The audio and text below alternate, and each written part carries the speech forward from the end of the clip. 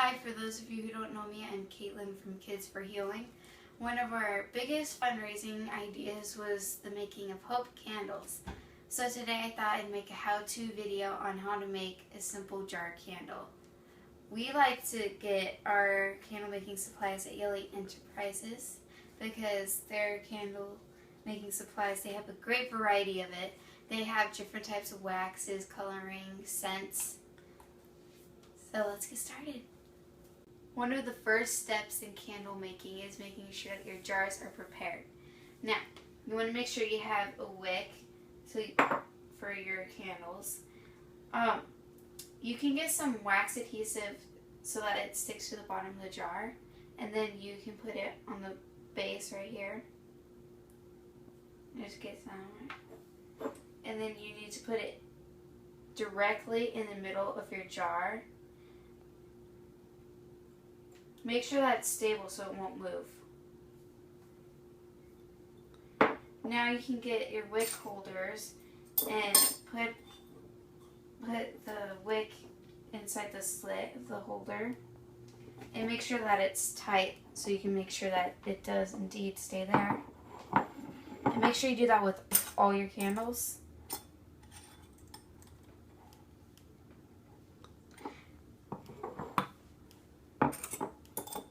The wick holders keep it from moving, so when you pour the wax, it'll stay there and it won't be floating all over the jar. Next step in candling is making sure that you have 1 pound of wax to melt. 1 pound of wax will be equal to 3 half-pint sized candles.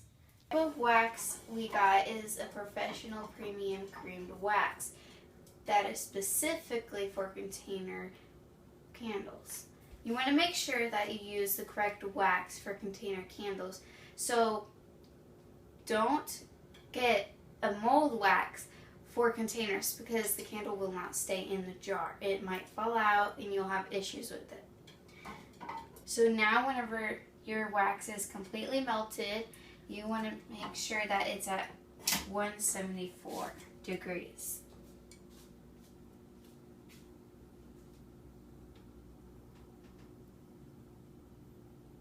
Now that it is at 174, you can now turn off the stove, and then you can add your color block and your scents.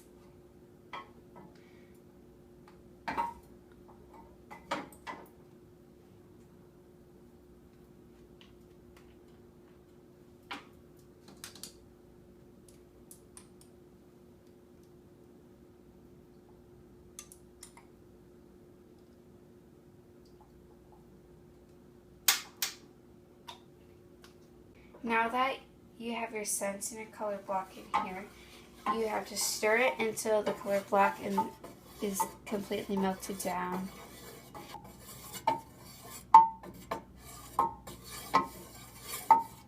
Then you're ready to pour into the mold. Now that you have your candle wax melted, colored, and scented, you can now pour it into your jars. Make sure you pour slowly so that the wick doesn't move. You want to touch the lip of the pot to your jar so the wax doesn't get all over your table or counter.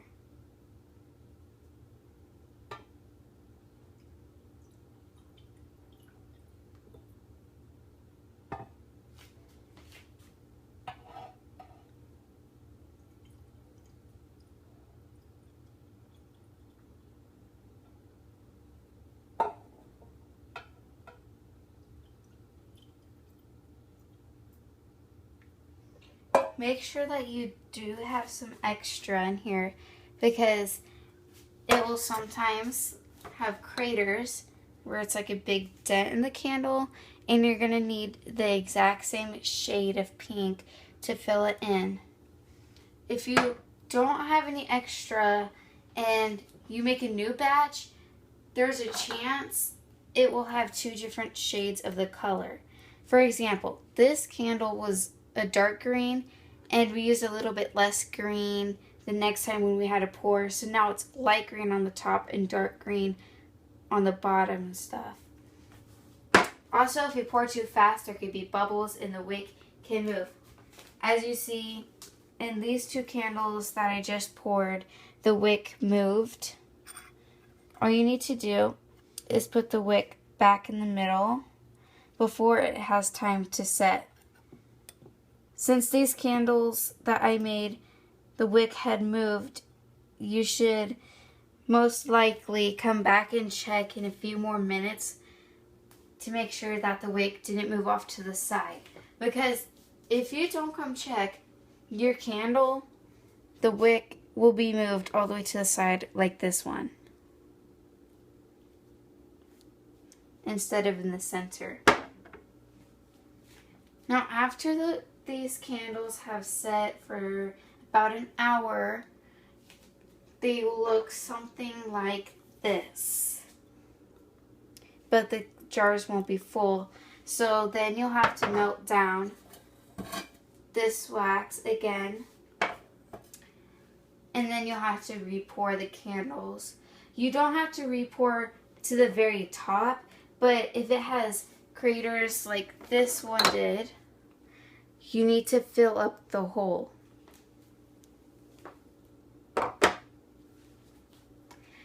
Then whenever you complete your candles and you re-poured, you can put whatever you want on it. For us, we put labels on it with our logo. And then we put the scent and the color on the bottom. And then we spray painted our lids to make it look beautiful. See, it'll look something like this when it's finished. So you can decorate it however you want. You can sell them, you can give them away as gifts. There's no going wrong with making candles. It's really fun. I'm Katelyn from Kids for Healing, and thank you guys for watching. Don't forget to subscribe to my YouTube channel and follow us on Facebook and Twitter. You can also go on kidsforhealing.wordpress.com to follow our blog. Also, if you have any questions, you are more than welcome to email us at kidsforhealing@yahoo.com.